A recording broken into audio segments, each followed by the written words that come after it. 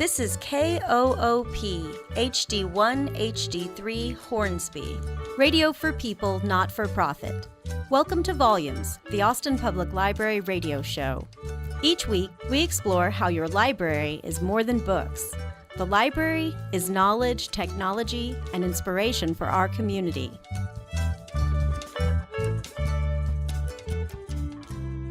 Hello, Austin. Welcome to Volumes, the Austin Public Library radio show. This is DJ Harris. I'm sitting in for Kanya today. Today's episode of Volumes features the Oral Literature Poetry Program. April is Poetry Month here in the United States, and the Oral Literature Poetry Program takes place at the Terrazas Branch Library on the last Wednesday of every month at 7:30 p.m. It's a partnership with the Chicon Street Poets. We're going to hear some poetry right now here on KOOP. This is Volumes. We have these once a month. They're always on the last Wednesday of the month. And it is a partnership between Chicon Street Poets and the Austin Public Library. Hi, y'all. Okay, so I am introducing our first poet. Tomás Q. Morin is the author of the poetry collections Patient Zero and A Larger Country. He co-edited with Marie Lesperance, Coming Close, 40 essays on Philip Levine.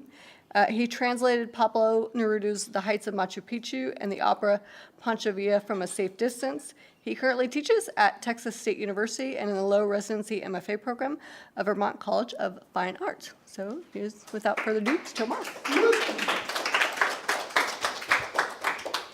So this poem, the title is Sing Sing. It's named after the prison, and kind of had the idea of like, what would it be like if, well, what I wondered was, where is my muse when my muse is not visiting me? Then I thought, well, like, what if my muse is in prison? And if my muse is in prison, like, well, what is it doing? So this was an attempt to answer that. Sing Sing.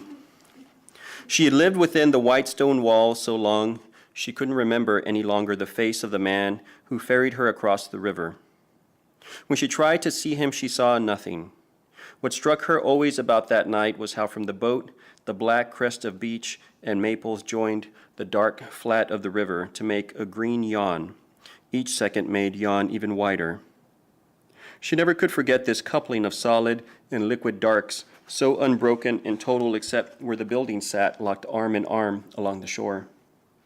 The ferryman had said, on a night like this, when stars were dim, one could look at the savage light of those buildings and swear it was the harvest moon dipping for a drink. For years, her pride had kept her from begging a parole board of strangers for mercy and a little tenderness. But now she was finally tired of walls, and it was time to acknowledge her crimes and apologize. So she took the sheet of gray paper she had folded to look like the gull wheeling overhead and flattened it. Her hair firmly tucked behind her ear, she sighed and wrote. Esteemed parole board, I've spent every hour wondering what I could have done differently, how things might have turned out if I hadn't broken the rules and followed my poet out of the house and away from the page. I was sure he was going to abandon his words for what would have been the 10th time, since he believed he had no talent to speak of, that the future readers of America, dull and overfed on vampire poetry, would shred his stupid poems and sell them by the bag as packing material. He couldn't write about the dead South anymore, or the war between the races. I was sure not a soul would know I was watching him as he slid a sack over his leg and the leg of a woman he didn't know loved him yet. How could I know when I tripped them so he could fall on her and they could roll and laugh that she would die? I was supposed to make him a poet of joy, not grief. She stopped writing and stared away at the bleached stones of the wall stacked like loaves of bread. Walls this high, she learned, had a way of making the mind forget what was real, so that before you knew it, you were staring hard enough to misremember your own father, shuffling in the kitchen, a tune playing on his lips, from mixing bowl to oven and back again, until all the sills and countertops and tables were heavy with golden bread he braided. Those warm slices she never tasted bubbled up in the soup of her mind, when the steam from the laundry room slipped down the corridors, or when sweat clinging to hair met the hot pillow on the bed below her. A wall built high and plain enough could easily bend a memory, is meant to, which is why so few ever remember the past true enough to know what they're apologizing for. Because she knew the land the prison was built on once belonged to the Sint-Sink tribe, who fished and camped the shores. The white stones of the wall were only ever stones and nothing more. But her apology couldn't be about forgetting. She knew this, knew she must tell the past true if she were ever to grow a seed of sympathy in anyone's heart, and so she started again and wrote. Ladies and gentlemen, I present the facts of my life. Before I was a muse, milk and cheese were my trade by day, a warped fiddle by night. I sawed the most bent notes a Kansas City sky ever did hear. 5 years later, I was kissing strangers at the carnival for a nickel apiece. I was inspiring them to kiss their wives harder. Yes, I'll admit, long-in-the-tooth couples necking in a Buick isn't art. But wouldn't you rather see that than the high-drama divorce on the lawn of a courthouse? How I came to inspire a poet from the South hell-bent on writing love poems about Roman gods and goddesses, I can't recall. 4 more weeks and I would have cured him of the silly idea of gods. Love? Now there's godliness in that idea. For the record, I never was a god. I am spirit same as you, moving body to body through the years, always sneaking into the background of people's lives when they need focus the most, which is all inspiration really is. Drown out the noise of your life miraculously one day, and rest assured I'll be mowing grass or snoring on the couch in a key so pure the busy world slows down clear enough for you to finally see and hear what was always there. She looked at what she had written and knew it was wrong. She'd said too much about the nature of things. People of most stripes prefer their beauty simple, she thought. Most want to see a crest of beech and maple as perfectly clearly in the dark as in the day, not the shifting black crouching like a dog about to leap across the water. A hill is true enough. But how many prisoners had forgotten over the years this simple truth on their ferry ride and been smothered almost to death by the warm dog breath of the shore and emptied their dinner into the Hudson? She had to omit the past if she were to have a chance, leave out all her years of hard work. She couldn't mention all the singers and politicians, doctors and artists who built with her help great pain into art. No one had cared about any of this at sentencing, and no one at her parole hearing would care either. The future was where she needed to focus, so she crossed out everything she had written and wrote. Dear officers of the court, if you see fit to release me, I pledge to inspire responsibly or not at all. If it's my luck to draw another Southerner obsessed with pie and ribs and sun-soaked tea, I'll nurture her natural inclinations toward food until feasts, complete with appetizers and desserts, spring from her pages. And if it's sports she loves more than anything, she'll have the great lacrosse players of the Hudson Valleys crisscrossing her canvases. I won't repeat my mistakes from the past. I'll give in to every whim and indulge the people who need me. If another poet selling jewelry to snobs from the suburbs to make a living goes out on a limb and asks a bookbinder from Tennessee, who is also a closet poet, if he wants to partner with her for the sack races celebrating Washington Irving Day, I'll stand to the side and let nature follow whatever crooked course it cares to go. If you see me fit to walk free, I'll find her parents and nudge them to take up singing lessons. Nudge them to wail, to howl to the stars with perfect pitch about their great misfortune. And him I'll... The shadow of the lost gull sounding overhead kept crossing her lap as it shrank against the empty blue that on a clear day like today was like a second river that didn't suffer the traffic of ferries and whose shores waited for nothing. When sleep would not come, she lay in bed thinking about the gulls that would get lost in the valley. Even though she knew it would not help, she closed her eyes and flew up the warm face of the Palisades before rising still higher and then flying downriver, her wings still as she let the current of wind catch and carry her past Nyack and Dobbs Ferry, Yonkers and Manhattan, Hoboken and Red Hook, down to where the river empties, where the breakers crash and toss and their old groan is washed and drowned in the dusky song of 1,000 happy gulls, hissing and squalling. As the light grew weaker, the shadow of the gull cutting across the yard stretched into the shape a child's kite would make. She had a son, the woman who died. He would be older now, maybe even a father. Promising to be responsible would not be enough. She'd have to say what they wanted, what her lawyer had begged her to say all along to prove she wasn't crazy.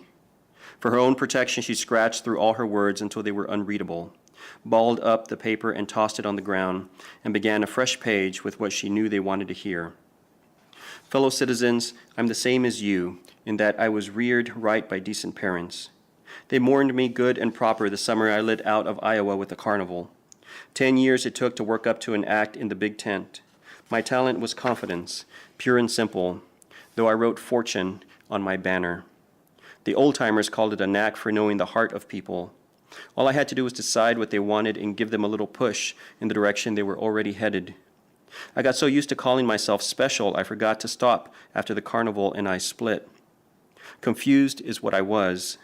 I see clearly now. I'm a woman who broke the law, plain and simple.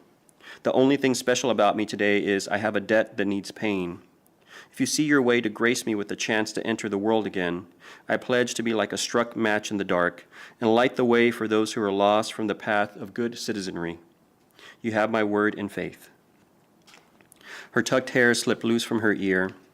She left it to sickle under her jaw, smiled at what she had written, and then rose and left the almost empty yard to keep the weekday moon company and the wild moon coming down from the north to wrinkle the river and muss the maples and beeches. When the last person had gone inside, the gull dove and splashed on the ground. Tired, it sat and watched with curiosity the gray wad of paper twitching open like the egg of a bird about to hatch, a bird that in time might sing to us about love and good intentions, and how little we ever know about both. My name is Blair Parsons, and I'm a librarian at the Central Library.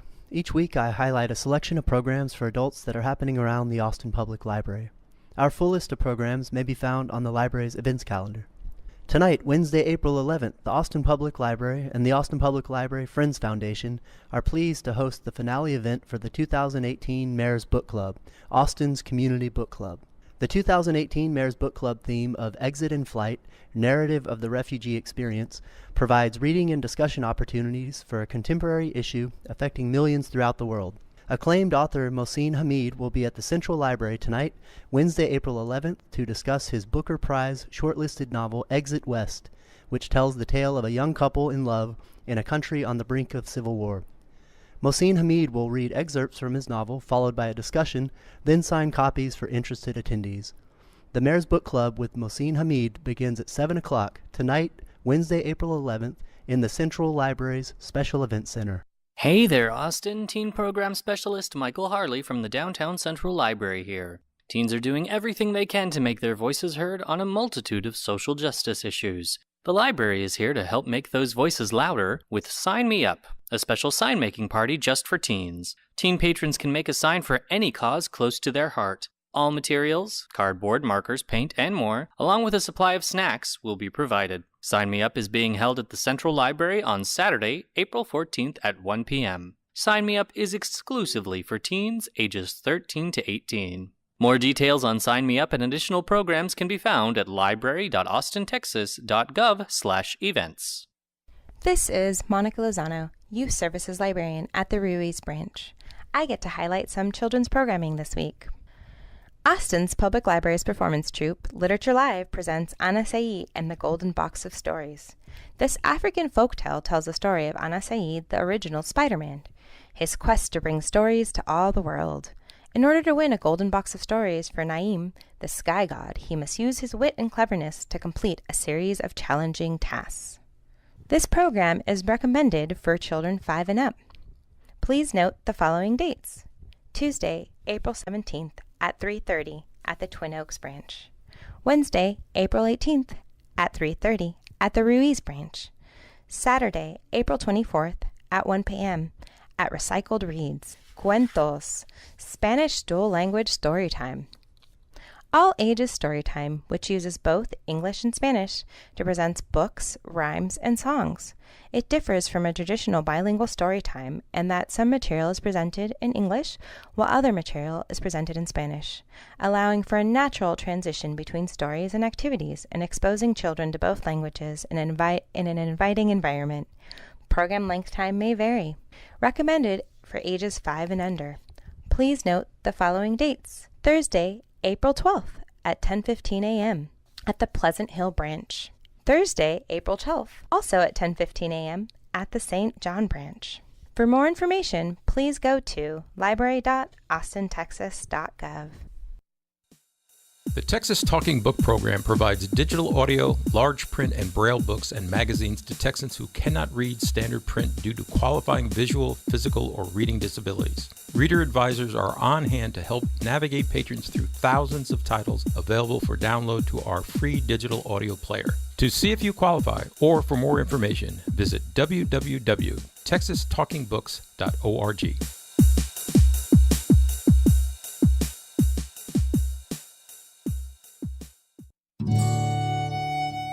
You're listening to Volumes, the Austin Public Library radio show on Co-op 91.7 FM and KOOP.org. Radio for people, not for profit.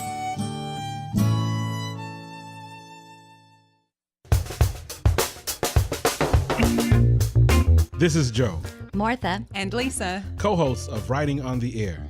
Do you like to read? Do you like to write? We do too, and we love bringing you the best authors and other creative types from Texas and beyond. Listen to Writing on the Air every Wednesday at 6 p.m. Central Time. Voted Best Book Discussion in the Austin Chronicle's 2015 Best of Austin. Wednesday at 6 o'clock p.m. on 91.7 FM or KOOP.org.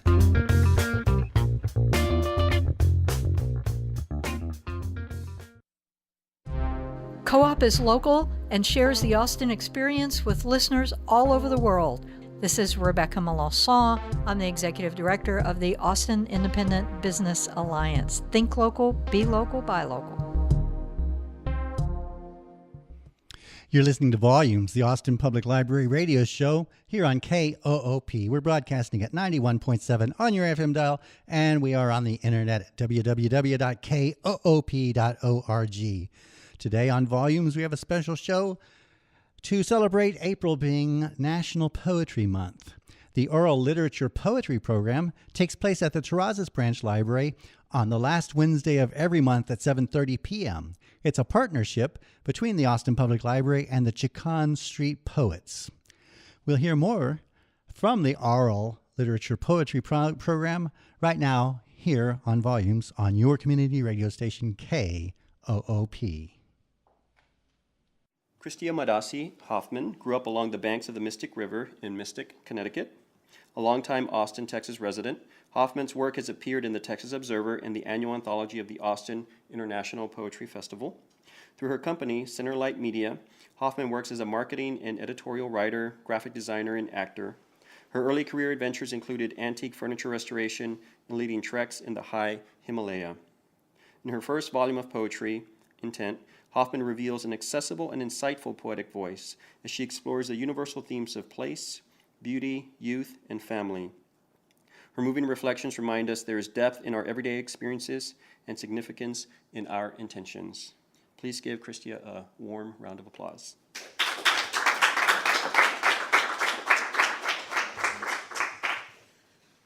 Thank you, Tomas. That's the first time I've seen you read, and that was really, really enjoyable. Thank you. Hi. As mentioned, I'm a native New Englander, and I have kind of been trying to leave Texas since I got here. But one of the good things is that it gave me this uncertainty about place, gave me a reason to write. And the first poem that I wrote that was published is called Drift, and it's a poem about Austin and something that a lot of you might find familiar. I was in the old neighborhood last night. It glowed with new lights that weren't lit when I was there. I felt the weight of change settling in my heart and head. What would I do if I lived here still? How can this shift happen so swiftly in my absence? As if I'd never been standing on this corner, running in the morning by the quiet of the street, walking in the open fields, dogs unleashed and free. We couldn't do that now. A steady stream of cars flows down fresh roads, no longer ours to fill with our own voices. I'm not sure how to feel about the pace of drift in a place I once called home. Thank you.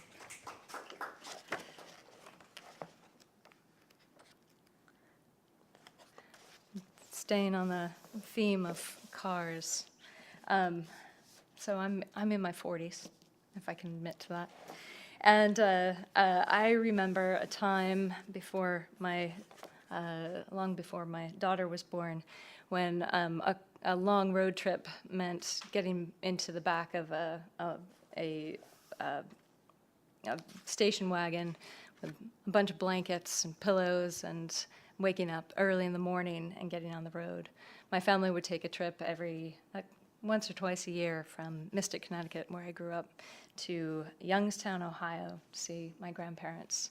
And this is about that trip. It's called The Way Back. Before car seats, we built forts in the way back, piled blankets and familiar pillows against the wheel wells, pressed our foreheads to the windows, and tracked the stars across the 4 a.m. sky. In the front seat, black coffee and sugar stained the stick shift, while the speakers strained to carry the early news. And in the way back, sleep held sway as the miles played a low lullaby. With recent events, I wanted to share something that doesn't even have a title yet, but I'm going to call it Ellipsis.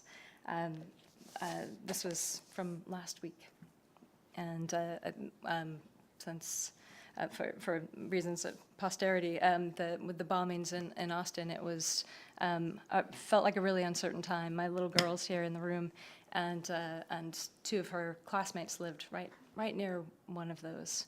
And it was really a scary thing to think about, that those kids could have been walking on the sidewalk instead of those 2 adult cyclists just going by that day. So the prior title is 79 of 365, because I still title everything by the day of the year. We'll call it Ellipsis. Words despair for want of reason. Uncertain, letters assemble, shift, sort, reorder, run long, run short, spell reaction, spell fact, fail to clear the confusion. Ellipsis sees its moment. It's used to doubt, used to waiting. Wordlessly it steps up, full with meaning, ready now to stand in for understanding. This is called half-life. In carbon dating, the ratio of C to N tells time of death, even years in, like the way love appears stable from the outside, but breaks down over time. 1 part habit, 1 part heart. How unattended it devolves into a substance unfamiliar, fatal even to its own survival. You won't find it on the periodic table, but I could swear it has atomic weight. Like matter, it's not created or destroyed, but changes shape. Perhaps beyond words, we simply haven't yet devised the tools to measure and record it. But most of us have observed the half-life of love. Amy Makovic is a poet and professor of English currently living in Austin. Her work has appeared in journals such as Main Street Rag, Gravel, and Shark Reef, among others. She was the featured poet of issue 9 of UCity Review. Her chapbooks include Potpourri and Dearly Beloved, the Prince poems. Her debut collection, Love Junkie, excellent, was released in October 2017. In Love Junkie, she explores being female through the lenses of sister, daughter, lover, medical patient, and friend. Obsessions include traveling, buying books at used bookstores, Prince and The Color Purple, her rescue dog, and Broadway musical soundtracks. Welcome, Amy.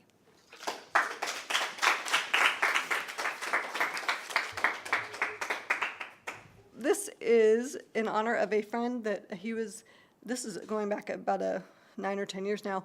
He was in his, I think, early 60s when his wife passed away, and he found a new love, and so he told me about her, and he was very excited.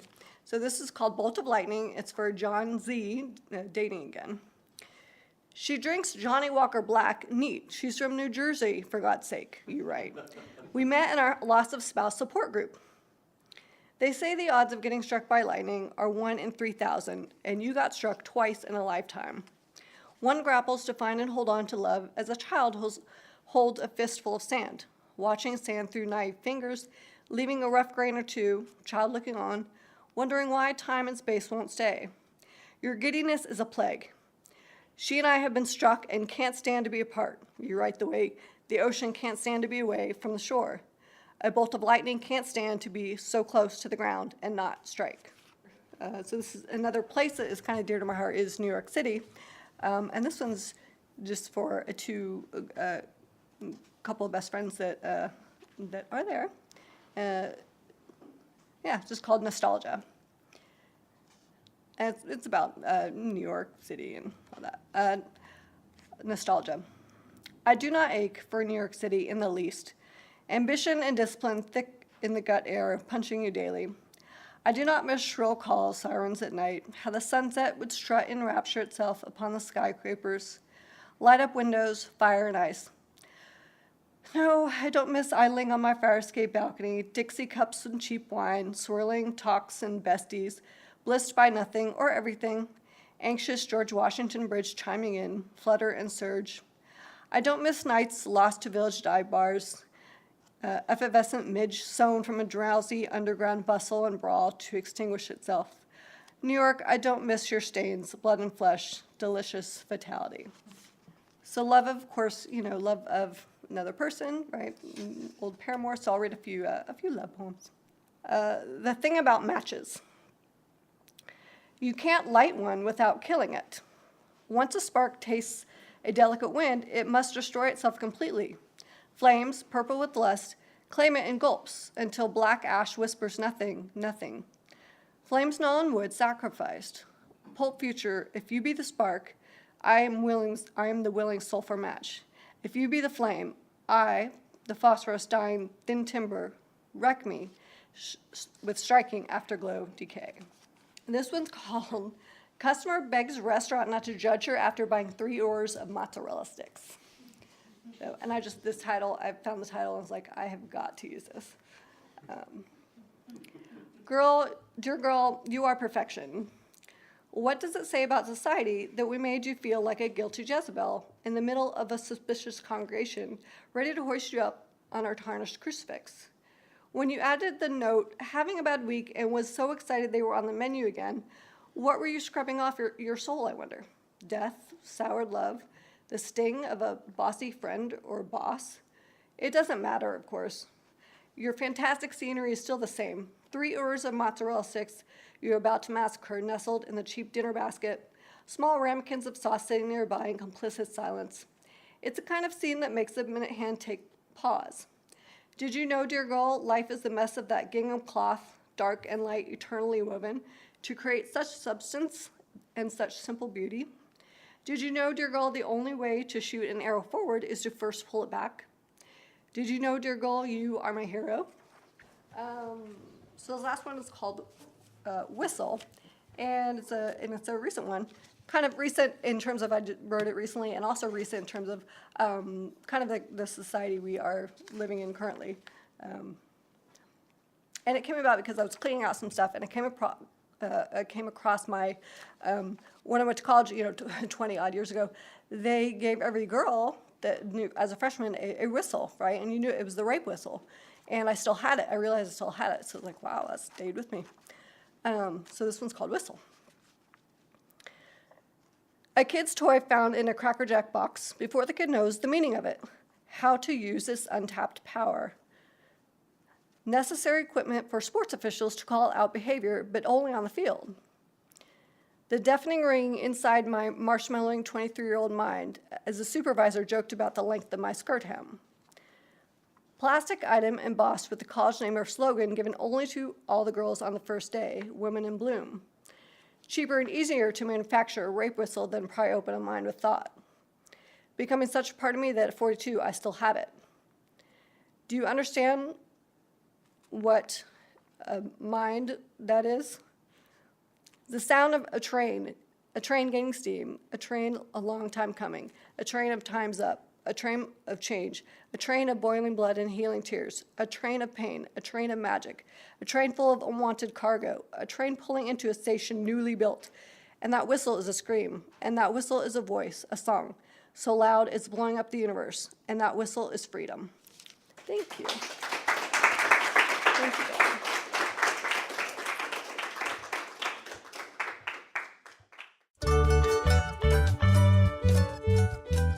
Thanks for listening to Volumes, the Austin Public Library radio show. Special thanks to our producer, DJ Harris, and to the musicians who composed and performed our original theme song, Andrew Noble on violin, Kirk Duvall on guitar, and Mike Wheat on percussion. And thanks to you, our listeners.